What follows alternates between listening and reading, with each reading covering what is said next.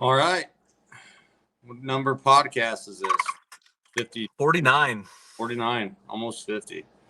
Well, welcome, guys. It is August 5th, and we're back talking about what we love, and that's deer. Getting to be that time. Yet, State Fair coming up, and you know what that means. Dry, hot spells, and our food plots have kind of, yours more than mine, have kind of shown that. And that's kind of where we're at now. Southern Iowa's kind of, I wouldn't say bone dry, but it's pretty dry. Central, western Iowa's, we've been getting quite a bit of rain, so food plots are looking good up here. I'm going to give an update on yours. No rain. It's like I have a umbrella over it. It's really bad. I think the last 40 or 45 days we've gotten slightly over an inch, where other parts of the state have gotten 10, 12, 15 inches of rain. It seems like it's either 3 or 4 miles north or 3 or 4 miles east, and just it looks good a couple times, then it just doesn't produce. So Yeah, and we've got, I don't know how many inches. We had like 5 inches in 3 days, and you just keep missing them, and that's kind of unfortunate, but we must go on. And you've been filling up your water hole with a water tank, and I haven't had to do that but once, so that's kind of a pain. But well, I mean, honestly, besides the initial fill up where I only did it like half full, I just recently had to fill it. So, I mean, even when it was super hot and dry, it held water pretty good. Like, it didn't evaporate that much. So, it took about a week of 90+ degree weather to drain the last, 20 gallons out of the bottom of it. So, you got a lot of deer that are actually using that, which is really cool to see. I've I haven't had as many deer use it, but water's definitely not scarce around me with the river and the creek right there. But um, it's kind of funny. It's watching your snaps. You were driving your work van down to the water hole and filling it. yeah, yeah. If people don't know, I own a carpet cleaning company, and it has a 100-gallon clean water tank in it. So I drove it all the way down to my farm, drove all the way down to the food plot, and then hooked a garden hose to the tank and drained it into it. So it worked perfect. It didn't even take that long, maybe 20 minutes. Yeah, And gravity fed in there, so got gotta it do all full. gotta do what you gotta do. Yep, adapt and overcome. So I'm trying to get that through my brain at these food plots, realizing it is only mid-August. Like we got we got about another month before you really have to get worried. Yeah, and You know? the 10-day forecast next Monday through Friday, there's rain chances at least where I'm at. I'm not sure. I haven't Me, looked as far as yeah, where. me too. But it's like I said, it's been like that a dozen times in the last month, and I'll believe it when the ground's wet. Yeah. So Going back to food plots, last weekend we went to Adventureland with all of Jen's family from North Carolina and um, Indiana. And so I had my son Jace and my 2 nephews out picking up sticks in my newly established food plot, and they were chucking them. So we got it cleaned up.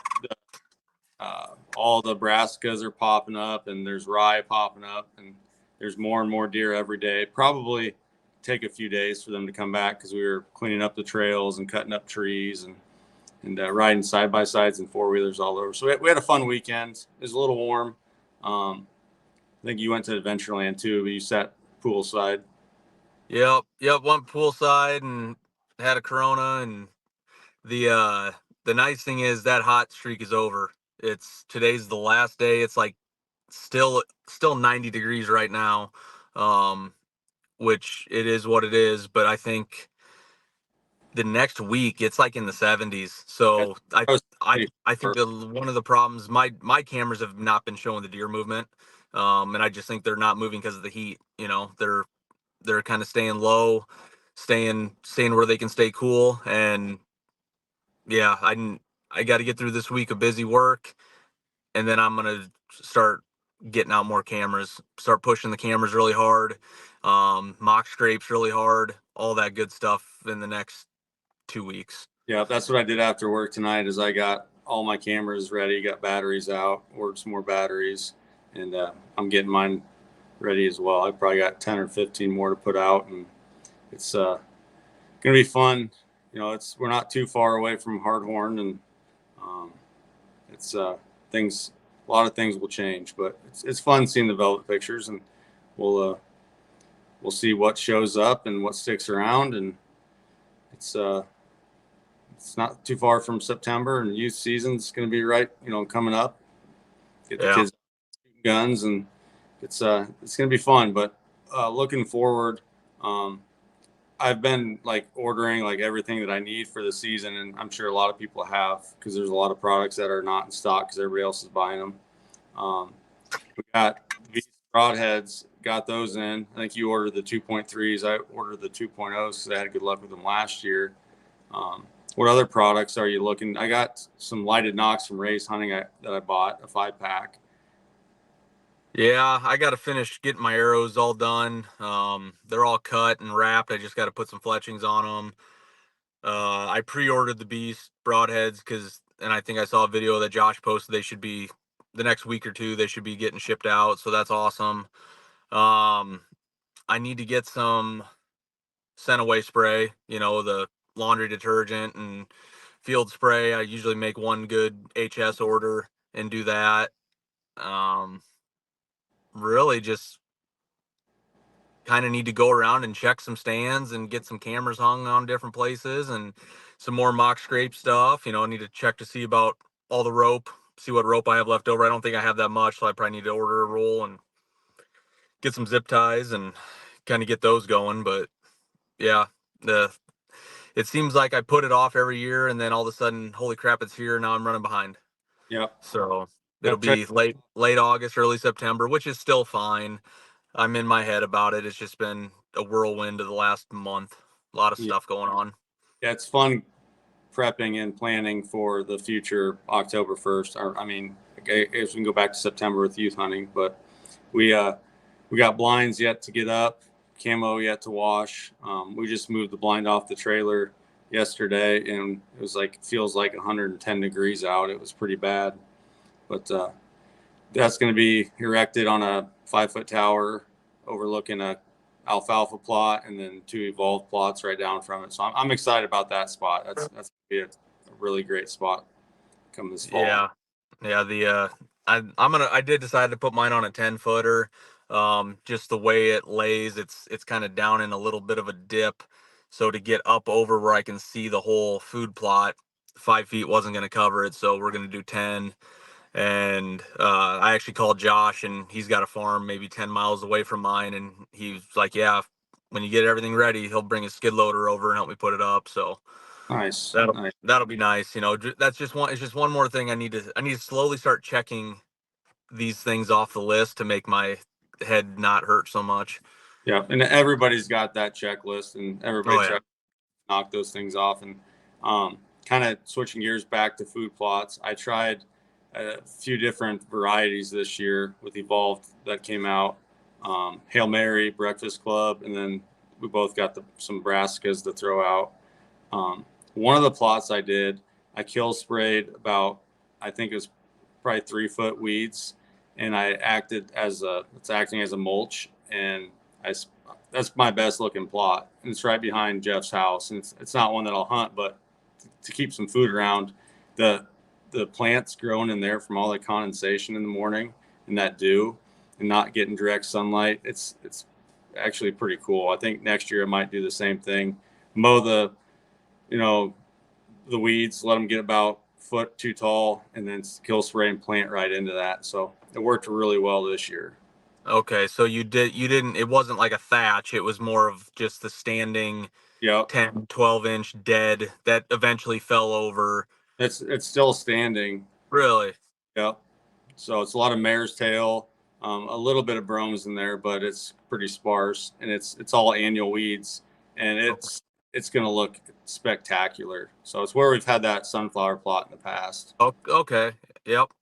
It worked out good. I think it's with all this heat and stuff, it's kind of giving a little bit of shade, but it also helps the plant out, and it's kind of covering it a little bit. So Yeah. Yep. I'm gonna have to adjust mine. I thought I was done planting my back plot on my new one I just did on my farm, but I think after looking at a couple trail cam pictures and just realizing what weeds are in there, there's a lot of broadleafs and clethodim because there's already clover there. I think I'm just gonna have to nuke it and start over. Um, Or I think it's the best interest of the whole plot to kill spray it all. is it a good looking clover plot? No, it Oh, was just it was just planted this late or early summer. So I already did I already broadcasted brassicas into it too, but for some reason they were turning yellow when I was down there. yeah, I just don't, a lack lack of of nitrogen. everything. Yeah, Yeah, nitrogen, and obviously there hadn't been hardly any rain, so when it was coming up a little bit, they were getting fried, and then just the weeds like thistles and stuff like that kind of took over, and I'm just like, yeah, I think the only way to do this is just to kill it all off and go from there. So, yeah. A lot of people don't realize too. Like I had a box of brassicas in my garage, and they germinated because there's a little bit of moisture in the box. They're getting no sunlight. They germinated and they're starting to die because they're not able to photosynthesize. So that's the biggest thing is that sunlight. You don't have to burn them up because you need the moisture, but it needs sunlight to grow just like everything else does. So yeah. it was cool seeing them grow in my garage in a box when I pulled them up. Some seed was ruined in the bottom of the bags, but it is what it is, and it's kind of cool that that can happen. Yeah.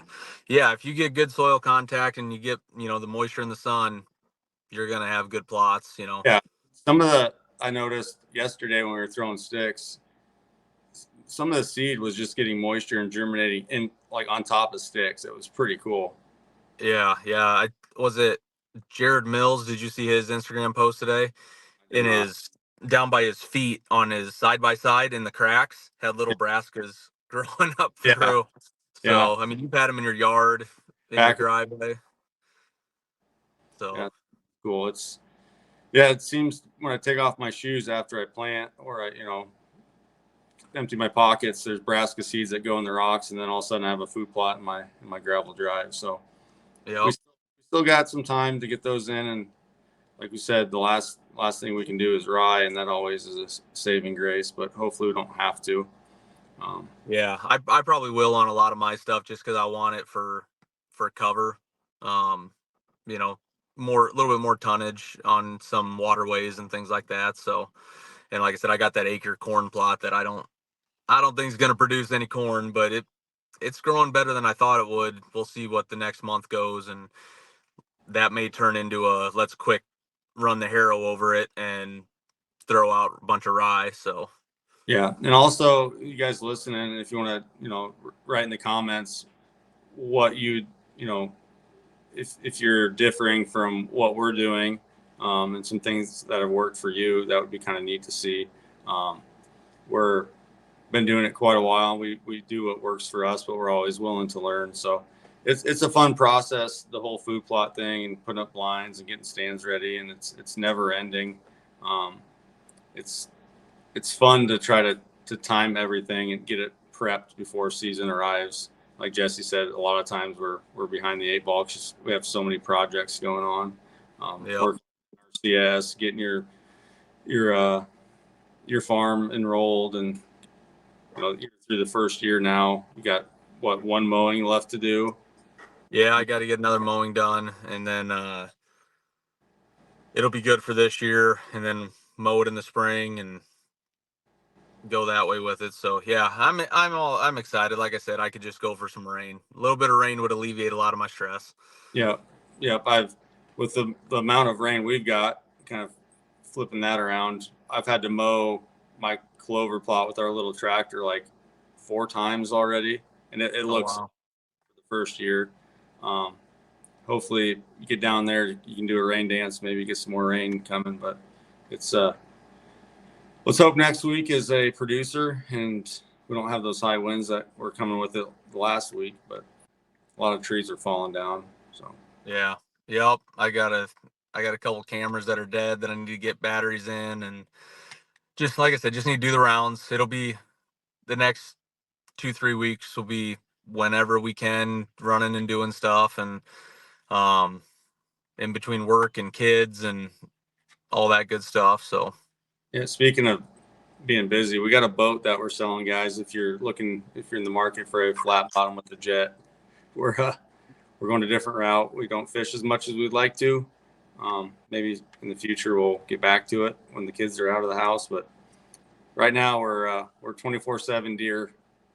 yep, yep. It's fun, but we just don't have the time. And it seems like when we do have time, it's the drive's not there like it used to be. So Yeah, and the river um, levels fluctuate so much. It's hard to fish one river that's out of its banks, and then it takes forever to get down, which now it is. And it's not a time where we're catching a lot of fish, but they just closed.